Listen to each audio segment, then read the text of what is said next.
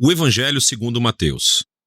No primeiro vídeo, vimos como Mateus apresentou Jesus como o Messias da linhagem de Davi e como um novo mestre com autoridade como Moisés. E também como Emanuel, que em hebraico significa Deus conosco. Depois que Jesus anunciou e ensinou a chegada do reino de Deus, e depois que ele trouxe o reino para a vida cotidiana do povo de Israel, vimos que Jesus foi aceito por muitos, mas rejeitado por outros, especialmente pelos líderes religiosos de Israel, os fariseus. Então, a grande pergunta é como esse conflito entre Jesus e os líderes de Israel se desenrolará.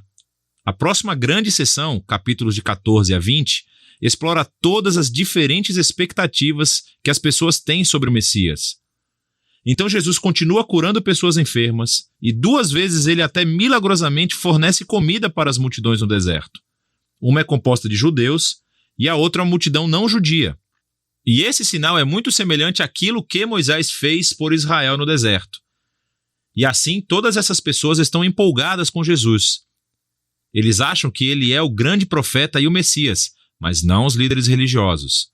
A visão que eles têm do Messias é baseada nas passagens que encontramos em Salmos 2 ou Daniel capítulo 2, sobre um Messias vitorioso que libertará Israel e derrotará os opressores pagãos. E do ponto de vista deles, Jesus é um falso mestre. Ele está blasfemando sobre quem ele é. E então, há histórias aqui sobre eles aumentando sua oposição, tramando um plano para matá-lo. E assim, em resposta, Jesus se retira e começa a ensinar a seus discípulos mais próximos o que significa ser o Messias de Israel, porque ele não é quem as pessoas estão pensando. Então Jesus pergunta a seus discípulos no capítulo 16, quem vocês acham que eu sou? E Pedro dá a resposta certa aparentemente. Ele diz, bem, você é o Messias, o Filho do Deus vivo. Contudo, fica claro que Pedro está pensando em um rei que reinará vitoriosamente através do poder militar. E Jesus desafia Pedro dizendo, sim, eu me tornarei rei, mas de uma maneira diferente. E assim Jesus começa a ensinar sobre os temas do profeta Isaías, que disse que o rei messiânico sofreria e morreria pelos pecados do seu próprio povo. E assim Jesus estava se posicionando como um rei messiânico, que reina se tornando um servo e que daria a sua vida por Israel e pelas nações. Bom, Pedro e os discípulos praticamente não entendem. E assim Jesus entra no 4º bloco de ensinamentos, seguido por uma série de ensinamentos depois disso. E estes são todos sobre a natureza do reino invertido messiânico de Jesus, que inverte todos os nossos sistemas de valores. Assim, na comunidade do rei servo, você ganha honra servindo aos outros. E em vez de se vingar, você perdoa e faz o bem aos seus inimigos.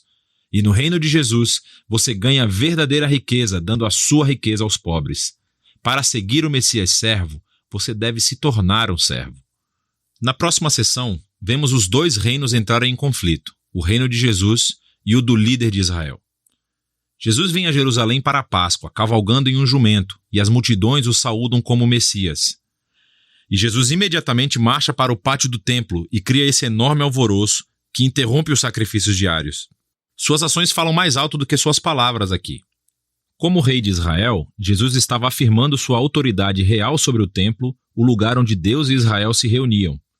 E na visão de Jesus, o templo foi comprometido pela hipocrisia dos líderes de Israel. E aqui ele está desafiando a autoridade deles e, naturalmente, eles estão profundamente ofendidos. E assim, eles tentam encurralar Jesus e envergonhá-lo no debate público, mas falham. Então eles acabam decidindo que ele deve ser morto. Em resposta, Jesus entrega seu bloco final de ensinamentos. Primeiro ele oferece uma crítica impetuosa aos fariseus e sua hipocrisia. E depois ele chora por Jerusalém e a sua rejeição a Deus e o seu reino. Então Jesus se retira com os discípulos e começa a dizer-lhes o que acontecerá. Ele será executado por esses líderes, mas ao fazer isso, eles criarão a sua própria morte. Porque, em vez de aceitarem o caminho de Jesus para o reino pacífico, eles tomarão o caminho da revolta contra Roma. E assim Jerusalém e o seu templo serão destruídos. Porém, Jesus diz que este não é o fim da história. Ele será vindicado após a sua morte por sua ressurreição. E um dia ele retornará e estabelecerá o seu reino sobre todas as nações. E assim, enquanto isso, os discípulos precisam ficar alertas e permanecer comprometidos em apenas anunciar Jesus e o seu reino e espalhar as boas novas. E assim, com tudo isso nos ouvidos dos discípulos, a história chega ao clímax. Naquela noite, Jesus chama os discípulos e celebra uma refeição de Páscoa com eles. A Páscoa reconta a história do resgate de Israel da escravidão através da morte do Cordeiro Pascal. E Jesus toma o pão e o vinho desta refeição como novos símbolos, mostrando que a sua morte será um sacrifício que redimiria o seu povo da escravidão, do pecado e do mal. Depois da refeição, Jesus é preso e é levado a julgamento perante o Sinédrio, um conselho de líderes judeus, e eles rejeitam a sua pretensão de ser o Messias. Eles o acusam de blasfêmia contra Deus. Então Jesus é levado perante o governador romano, Pilatos, e ele acha que Jesus é inocente, mas cede à pressão dos líderes judeus e sentencia Jesus à morte por crucificação. Então Jesus é levado pelos soldados romanos e crucificado. Você notará aqui nessa seção que, assim como Mateus fez nos capítulos iniciais, ele aumenta o número de referências ao Antigo Testamento. Ele está tentando mostrar que a morte de Jesus não foi uma tragédia ou um fracasso, mas sim o surpreendente cumprimento de todas as antigas promessas proféticas. Jesus veio como o Messias servo mencionado por Isaías. Ele foi rejeitado pelo seu próprio povo, mas em vez de julgá-los, ele foi julgado em seu lugar, suportando as consequências dos seus pecados. Então, a cena da crucificação chega ao fim e o corpo de Jesus é colocado em um túmulo. Mas o livro termina com uma reviravolta surpreendente, o último capítulo. Os discípulos descobrem no domingo de manhã que o túmulo de Jesus está vazio. E então, de repente, as pessoas começam a ver Jesus vivo dentre os mortos. E o livro conclui com o Jesus ressuscitado, dando o ensinamento final, chamado a Grande Comissão. Jesus diz que agora ele é o verdadeiro rei do mundo. E assim, ele envia seus discípulos para todas as nações com as boas novas de que Jesus é o Senhor. E que qualquer um pode se unir ao reino sendo batizado e seguindo seus ensinamentos.